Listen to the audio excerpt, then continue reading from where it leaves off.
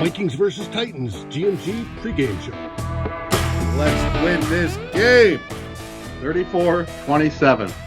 Justin Jefferson opening TD. Book that shit. 11-yard fade route to the back corner of the end zone. Book it. I'm on fire right now. I might go knife somebody.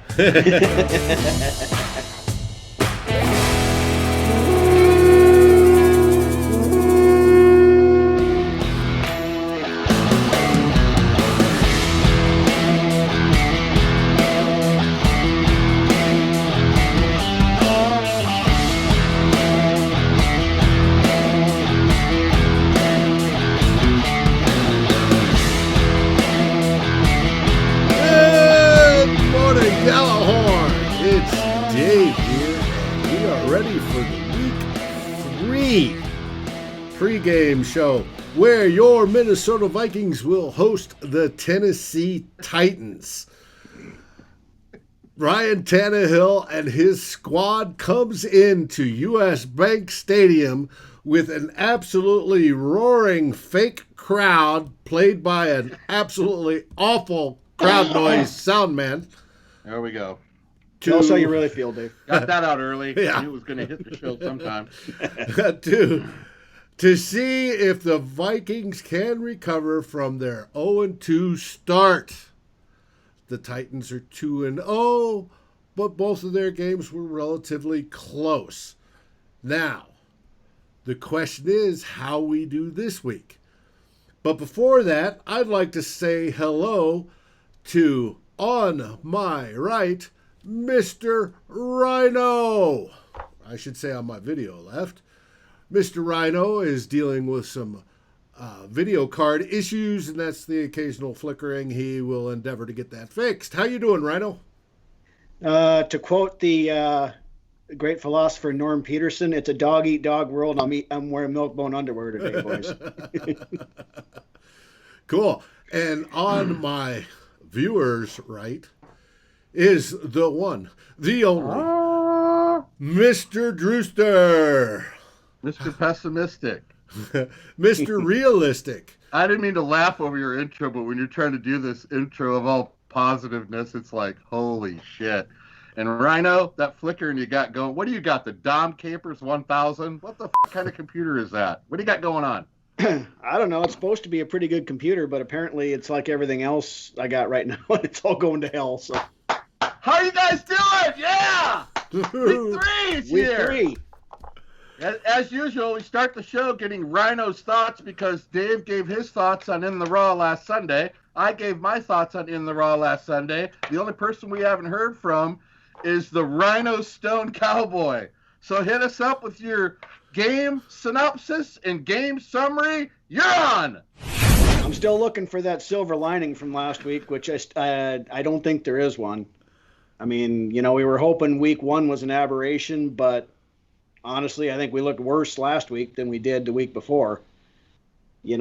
Cousins is out there making rookie mistakes. I mean, that interception he threw to Thielen into double coverage, Beasley had broke wide open going across the middle, and I think he had another receiver open too, and he didn't even look at him. He's just, he's got it in his mind, I'm going to Thielen before he even takes the snap, I think, and he just blocks everything out. I mean, here again, it's the same stuff we talk about every week. The O-line didn't look very good. We were hoping maybe that Drew Samia would show something. Well, he showed that DeForest Buckner could knock him flat on his ass on that one play. I think he flew backwards about 5 yards. Yeah, he was caught a little bit out of little technique.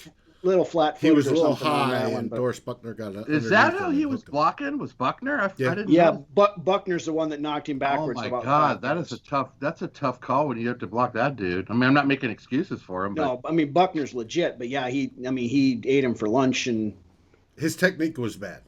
Is what happened, and Buckner capitalized on that and threw him around like a ragdoll. So he's not much better than Elfline. Well, I mean, we can give him the excuse that he's only played basically 2. That's the second game ever playing. Right. Whereas Elfline's been 3 years, but it still needs massive improvement. And I mean, the other thing I would think from the game, I got a kick out of one spot where Holton Hill and Phillip Rivers were jawing back and forth at each other. And then Rivers, the statue that he is, takes off and runs. And Hill had a perfect opportunity to lay him out and shut him up. And he just pulled up right at the end. And, you know, if that would have been 90% of the defensive backs in the league with that legal wide open shot at a quarterback like that, they'd have taken it. He didn't. You know, and I think it was going out of bounds, and the officiating was pretty. They were calling some. Yeah, it was. But I mean, something like that, where, you know, if he'd have blew Rivers up, that could have been some kind of a spark that would have lit a fire under the defense and got some life out there. I mean, they looked like nobody gave a shit except Eric Kendricks.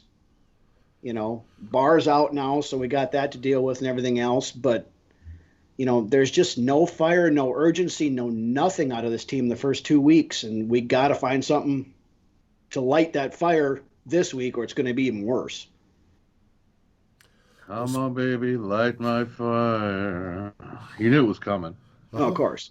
No, that's a pretty good breakdown. It's kind of, I said all I needed to say on In the Raw, but you didn't. I don't know. I don't know what to say anymore, except we're moving on to week 3 and trying to figure out a way to get a win. You know,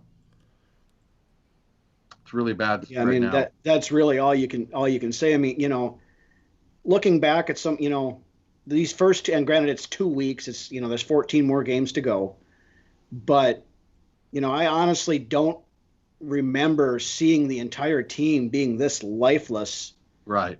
You know, for almost as long as I can remember watching this team, you know, and I've been old enough to understand what's going on, you know, since roughly 1980. Right.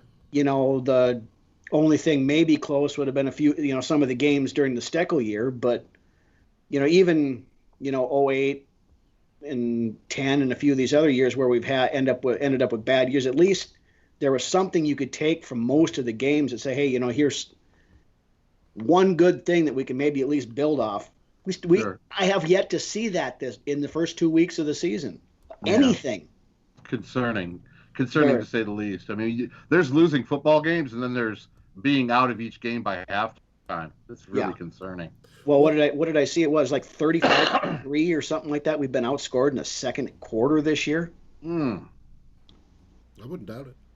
It's something. The numbers maybe not quite right, but that's something right in there. You know, we're now 31st in scoring defense with 71 points allowed. So there's only, I don't know who the last team is, but 31 is as bad as being last.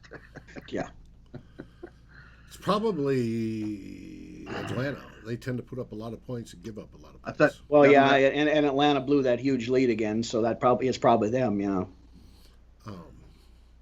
Well, I agree with you, Rhino, that back in the day, as Vikings fans, we're used to winning or getting close to winning.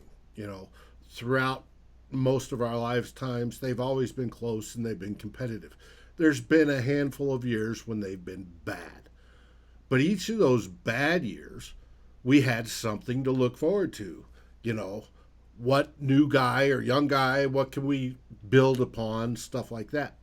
This year with the refresh rather than the rebuild. They said they weren't rebuilding, they were, you know, refreshing the defense, right? And stuff like that. We brought in the new corners, and on the offense you have Jefferson, you got relatively new guys, you got new guys playing guard, all that stuff. We drafted Ezra Cleveland to basically set the bench. But anyways, you've got these new people, but they aren't being utilized to the fullest. So we don't have that to look forward to, because the whole idea is let's win now. We have enough talent to win now. We even brought in Unique and Ngakwe to help that win now. That was a definite win now move. But it's not working. Obviously, it's not working. The teams come out flat. You know, they score the first drive and then they go to sleep for the next 3.5 quarters. If it comes out the same way again this weekend against Tennessee, where they go down, score the first, and then we don't see them until it's garbage time in the fourth, Should we at that point say screw it and throw as many of our rookies out there as possible and see what they can do? Give them experience rather than redshirting them and letting them watch. Put them in trial by fire and let them grow. Because if we start out 0-3, our playoff chances at 0-2 it's 12%. At 0-3 it's got to be minuscule single digits. Playoffs? And you kidding me? Playoffs? And starting 0-2, the Vikings have done it. This is I think the 13th time they've done it. They've made the playoffs once. Just trying to win a game.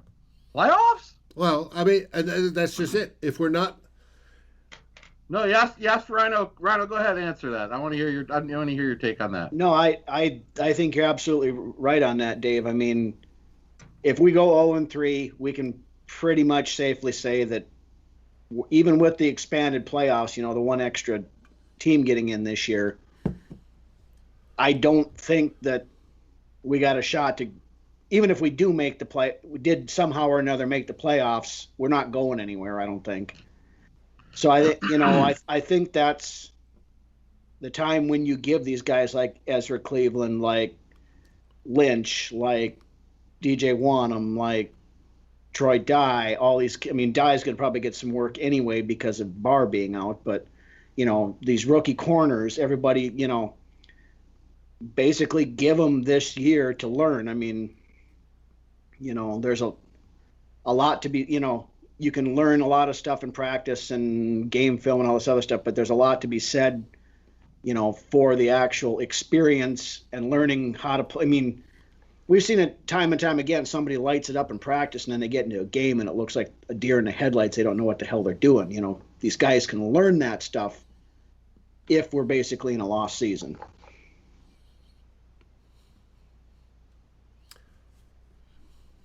I don't see any other way.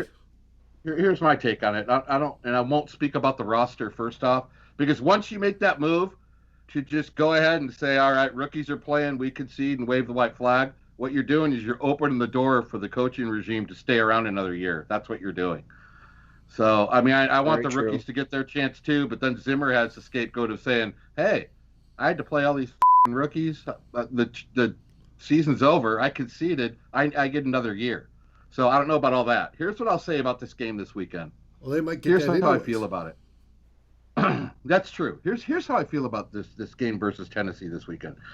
The first time, week one, we were thinking, oh, it's kind of shaky. We all didn't know what to expect. Came out flat, played no intensity, got rolled. Same thing happened to week two. That's 2 weeks. With me, everything, at least a lot of things football related, are patternized after 3 weeks. I'm looking for the Vikings too, and this is the perfect team to come in here. It's not the Jets, it's not the Lions, it's not the Giants.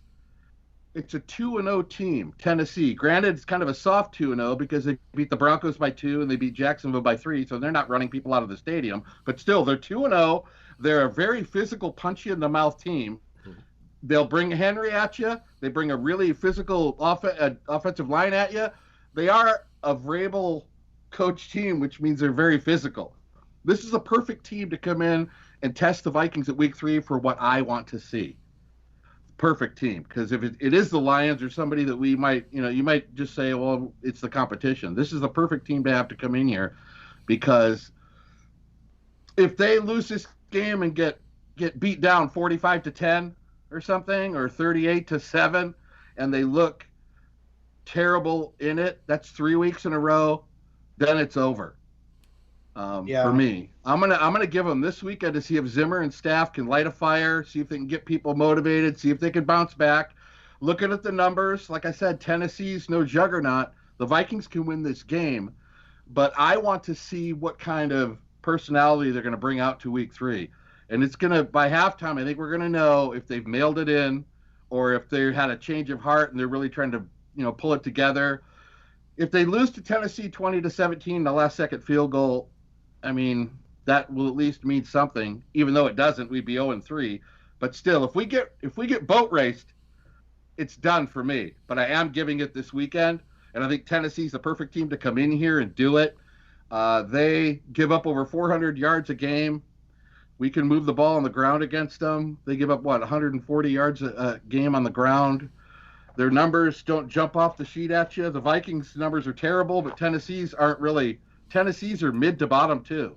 Like I said, they're 2-0, but their 2 wins weren't impressive in my eyes. So I think the Vikings, if they really want to win this game and they come out with some enthusiasm and they want to punch Tennessee back in the mouth, because Tennessee's going to bring it to you, man. They bring it to you. So we'll see this week, and I will know better by the end of this game on the outlook of the entire season. That's the best way I can gather it. I don't feel good right now, but I'm not gonna throw them to the wolves until this game is over. I want to see what the Vikings know they're at the bottom of the barrel. All the morale is down. We're gonna see this weekend what they're made of. Injuries or no injuries. That's my take. I heard something interesting today. Kirk Cousins has never had more than 2 bad games in a row. What? I might have to vote that I don't believe that. Yeah. I heard it listening to one of the, Score North or somebody's podcast, that he has not performed badly in 2 games in a row. Well, he's done it, or more than 2 games in a row. He's done it in his 2 games in a row now. Game 1, game 2. And we know last October he was in God mode for October. So we're not quite to October yet. If you think about it, it's been 3 games in a row because he didn't look very good against the 49ers in the playoff game either. So, well, and they have looked so piss poor, the Vikings, that excuses don't even work for them. Right. I mean, the body language is terrible. I mean, the team they had a 60-yard drive to open the game. The next 4 drives, they had 20 yards total. That's 5 yards a drive, Rhino. 5 yards a drive. Not a play, a drive. It was 9 minutes and 13 seconds into the 3rd quarter before we got another first down after that opening drive. And that one we got at 9:13 mark in the 3rd quarter was that defensive pass interference on that one throw to Thielen. The Vikings have had 3 drives good all season so far. I mean, it's only 2 games, but still. They've had, 22 drives, and I think 2 were good. I mean, it's terrible. Well, we're going to see this weekend. If they come out, if Titans just start rolling dope on the Vikings, it's done, dude. And I don't know what Zimmer's going to do if he gets rolled this week. I don't know. I don't even know if he has a job. Well, and that's one thing that's the biggest thing that's concerning me is, I mean, we got gashed pretty good up the middle running again with the run game last week. I mean, Taylor ran pretty much at will on us, and Derrick Henry's a lot bigger and a lot more physical. I mean, and if he starts running up the gut on it, he could roll off 200 yards on us this week if we don't figure out how to stop that up the middle run. I mean, he's not going to beat us on the edges probably, but he's big, he's physical, and he's got speed once he hits that second level that he can really cause problems for us. And there's no smoke and mirrors with Tennessee. They tell you before the game. They walk to your sideline and say, "Here's what we're doing. This is what we're going to do." Stop right out in the open. Vrabel will tell you, then you got to stop him. But I think it is a good test for them. It's a good team to have to come to town, because if they beat Tennessee, you're not going to get by beating Tennessee. Well, I guess you could if you got 8 or 10 turnovers, but you're going to have to win this game. This is a good physical team, and the Vikings, some part of my heart, I don't know, it's just the homer part. I think they can win this game, but. Well, another guy that we definitely got to watch too, that tight end that Tennessee's got, that Jonnu Smith. He's looking like he's going to be a legit player in this league. I mean, what did he have, 2 touchdowns last week or something like that? And I mean, he was starting to look pretty good at the end of last year. And I mean, we've had issues with those kind of tight ends. Last year we had the Kittle over the middle and all this other stuff. Darren Waller with the Raiders. We've had these guys that are pretty good tight ends. Yeah, seem like they tend to have have their way with us over the middle. Hey, I did see something good crunching numbers, guys. I don't know if you knew this. Tennessee only has 2 sacks all season. I mean, we only have 2 sacks all season, but that's beside the point. Tennessee only is credited with 2 sacks. I think 1 came from their secondary. So their defense, 2 sacks over 2 games isn't really. Maybe that's a good sign where Cousins can actually, maybe we can build a pocket for a prototypical pocket quarterback. I know that sounds crazy, but yes, they only had 2 sacks, but they did have 27 pressures versus our 16 pressures. Well, see, I was trying not to bring any of that up. I was going to fool the audience, but of course Dave pulled the curtain down. Quack, quack. Yeah, you're right, Dave. This is probably the game I've been looking forward to the most. I mean, being the shape the Vikings are in, it's really going to be telling what happens this Sunday, man. It is. Because we're not, if the Jets came in here and we beat them 24-14, we'd all be happy and shit, but what would we say at the end? It's the Jets. Wasn't Tennessee in the playoffs last year? Yes, they were. Yeah, they were Patrick Mahomes away from making it to the Super Bowl. That's right. Well, there you go. So this is no scrub team. No. No, realistically, Tennessee is kind of what Mike Zimmer wants us to be. Realistically. Really? Yeah, but let's get better defense. Let's hire Vrabel then. I'd take Vrabel in a heartbeat. But what Rhino was referring to the group, and you've heard us say it before, there's a group we belong to called the Gallahorn, where this show takes its name from. That's where we talk. It's located on Facebook. If you want membership, send Drewski a private message. Now, and a $500 check. Rhino was talking about Jonnu Smith, their tight end. That leads us into the injury report. Now, as we record, it's only Wednesday.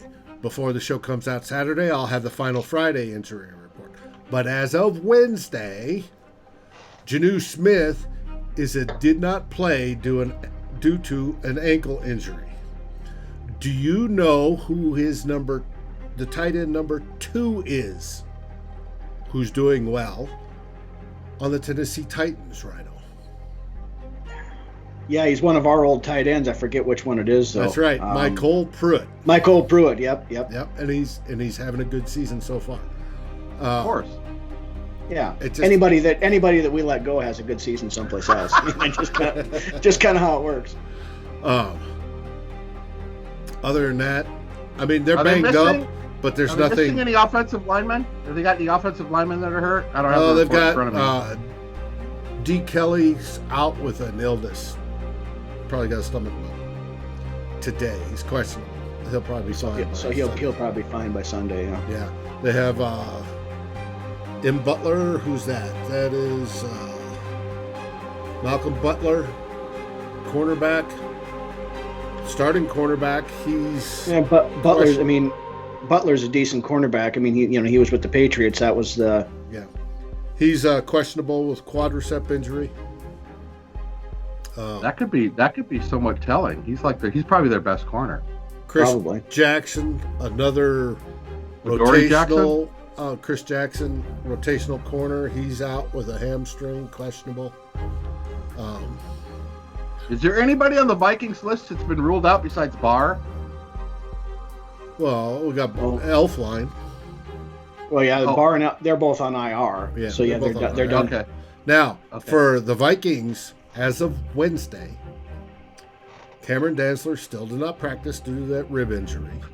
Fuck's sake. Mike Hughes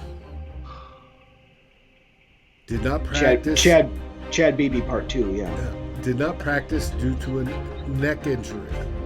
Don't know if it's related to the one he suffered last season or if this is brand new. Will Hernandez. Okay. Didn't fit our system. That's right. Mike Boone did not practice due to a concussion. Due to normal concussion protocol, we don't expect to hear anything until probably Saturday. Riley Reif was limited due to an ankle injury. Riley Reif has probably had his best season in 2 games so far this year. He's doing outstanding. Which that's because we moved Pat Elflein away from him, basically. Well, that may be it, and that way, we also threatened him to cut him. Right. So, and the last one is Troy Dye, who did not practice due to a foot injury. Troy Dye is needed. With Anthony Barr out, we need as many linebackers as possible, which brings us to the Vikings signed a linebacker this week. Mm-hmm. Kid from the Broncos. Davis, whatever. I forget what his first name is, but. Has he been playing on the Broncos, or is he was on the Broncos in 1998? I mean, is he a starter with the Broncos? What is he? I saw something that he led the team in tackles a couple years ago or something. Oh, he did? Something to that point. So, I mean. Oh, that's pretty decent. Sounds like he's at least has the ability to play, so and we're going to need that, somebody to step in there. Because right now, I mean, as it sits, you got Eric Wilson's going to move over to Barr's spot most likely. Yeah, right. Then you got Kendricks in the middle, and then right now I think it's that was it Ryan Connolly or whatever his name is. I think they were talking today. As of right now, he would probably be the third starter. Yeah. Oh. Which is okay. He started in New York and did well until his injury. Yeah. So we'll see.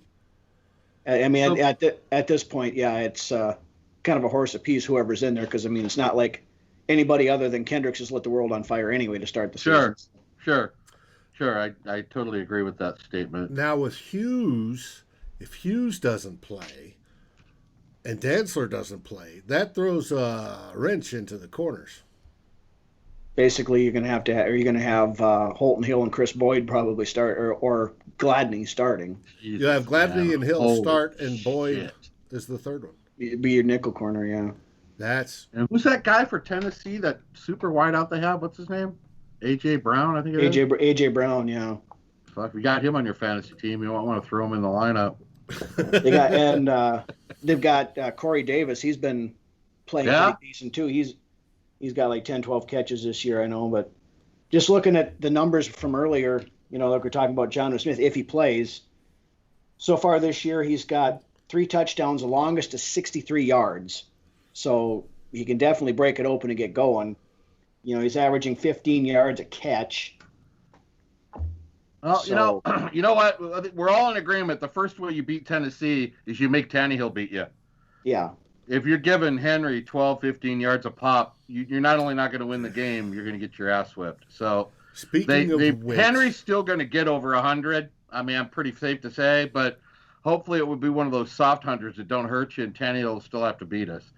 Because if it comes down to taking Derrick Henry out of the game, I like our chances way, way more because he's such a big part of Tennessee's offense. So, I mean, it's still Ryan Tannehill, right? I mean, come on.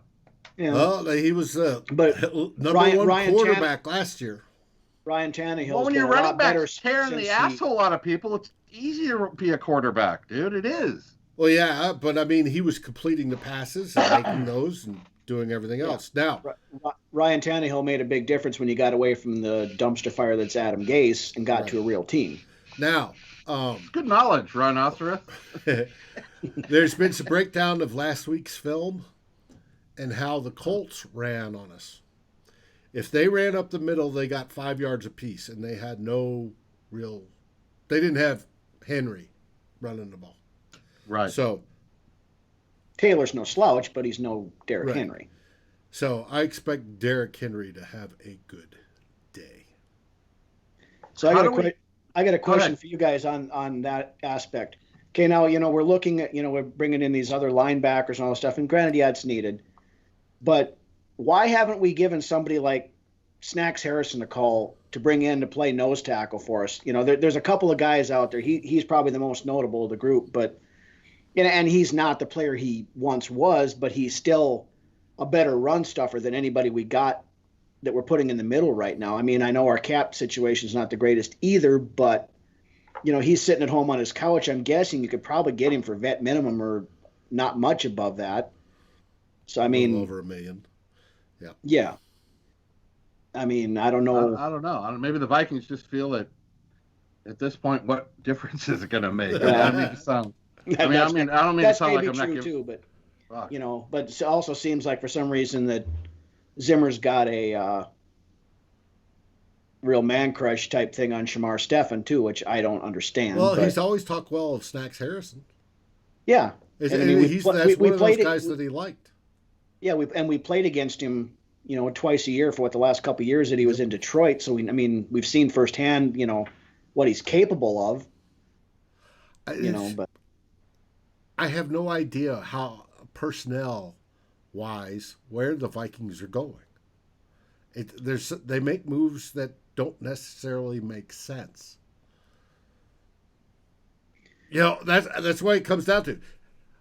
Drew wants week 3 to mean something and hope they show, some onions. And if they don't show onions, and then my suggestion is let's throw in the rookies and look forward to what we can develop and see what we get. Make it exciting that we're looking for young kids to do stuff. Hold on, let me go get my Clemson shirt. We'll put that on. Well, if you're gonna cash in the season, you got to have kind of all your eggs in the basket of looking towards getting an early start on your off season. That's the whole reason you do something like that. You wouldn't be expected to win any games. Or not many.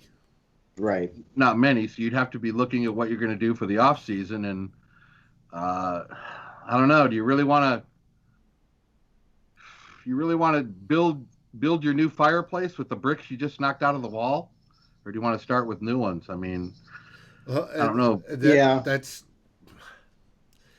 So with the idea of the rookies, I like the idea of them getting work, but to Drew's point he made earlier,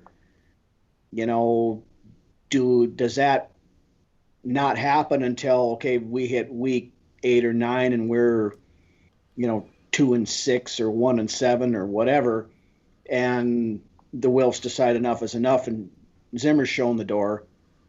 Yeah, but like I've said, don't. As many people calling for it, and you know me, I was upset with the coaches last week. It may not happen this year, even if they do. Go 2-14 on the season. It may not happen. There's not going to be a rookie swap over at week 3, guys, regardless of what happens this Sunday. No, not at week 3. No, because it's not going to happen till like week 9 4, or 10. 5, 6. Yeah. Somewhere past. Even if it is technically over after this week, the coaches and the stuff aren't going to admit that it's over yet. Yeah, you may work them in slowly towards the week 8, 10 area, and certainly more towards week 12 when it's pretty obvious you only have a month left in the season. Then they're all going to probably get playing time. But the personnel that's out there is going to be the personnel that's going to be playing for the next month and a half, 2 months, I would say. I don't think there's going to be a big rookie swap switch over. So the Vikings are going to have to figure it out with who. You only play what you play with who you got. And this is what really tests the staff and a head coach is when you have adverse time. When it's adverse times is when you're really judged on everything. Everybody... I love Eric Bieniemy. Everybody's talking about him, but Eric Bieniemy, isn't he the coach for Patrick Mahomes? It's kind of hard to fail. It's hard to fail at that position, isn't it? So you can't be judged on that. And Andy Reid calls the plays there too. So we did try that once before with Brett. Brought in Brad Childress because he was an Andy Reid disciple, and we all know how well that worked. This thing is FUCT fucked up, but also Mike Zimmer has earned the right to turn this fucked up thing around. You gotta let him have a shot at it, man. He's gotta, and if he does it, then that might renew my thought to what we want to do in 2021. But the question is how long and how are you going to give him that right to turn around? He's got this season to try to turn it around. At this season, what's a successful season? 9-7?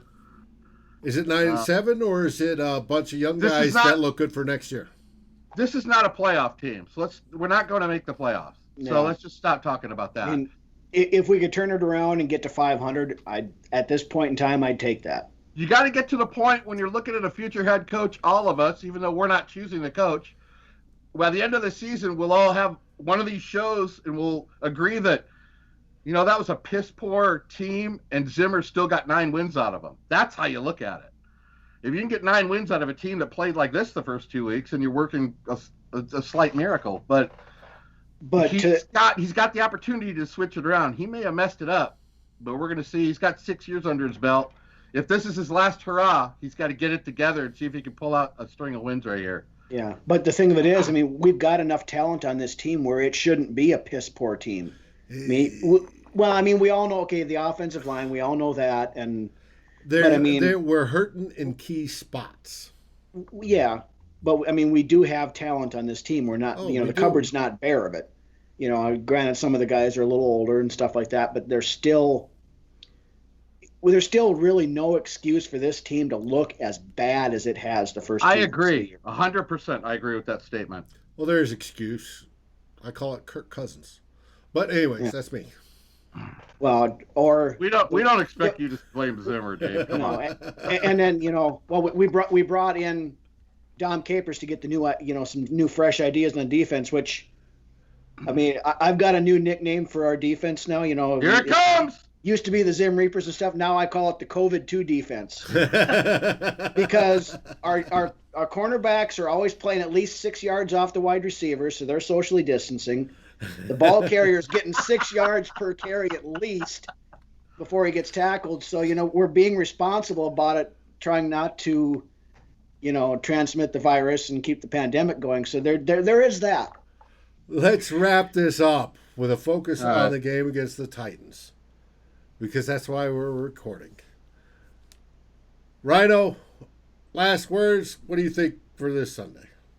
I mean, Drew said it pretty well. We need to go out and we need to show something this week. I mean, I said this before the game last week. I said, we need to go. These guys are professionals. They should be embarrassed the way that we've played the first 2 weeks of the year. We need to go out. We need to play with some fire. We need to play with some goddamn pride. Go out there. Prove that we belong. And Tennessee, like Drew said, is a perfect team to go out there and make a statement. Say, we're not throwing the towel in this year. We're getting better. We're going to work through this, and we're still going to be competitive. But if we go out and lay an egg like we've done week 1, week 2, I mean, it's curtains. It's going to be an interesting season. Absolutely. Drew? Well, before I say meow, meow, Viking cow, which I just said, the last time we started 0-3 was 2013. We started 0-3. In week 4, we beat Pittsburgh, which was kind of a shocker. And then we didn't win again until week 10.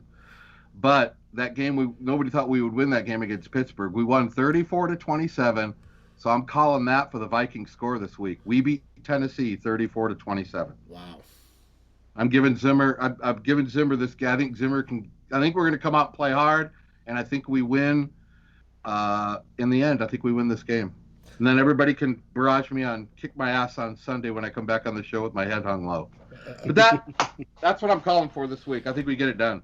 I like your positivity. Don't agree with it. Pretty rare, isn't it? Yeah, you're the positive one. I don't agree with it, but you're the positive one. You said we were going to get hammered. You're probably more right than I am, but 34-27. Anyways, for everybody, enjoy your favorite beverage of choice. And as always, Skol Vikings!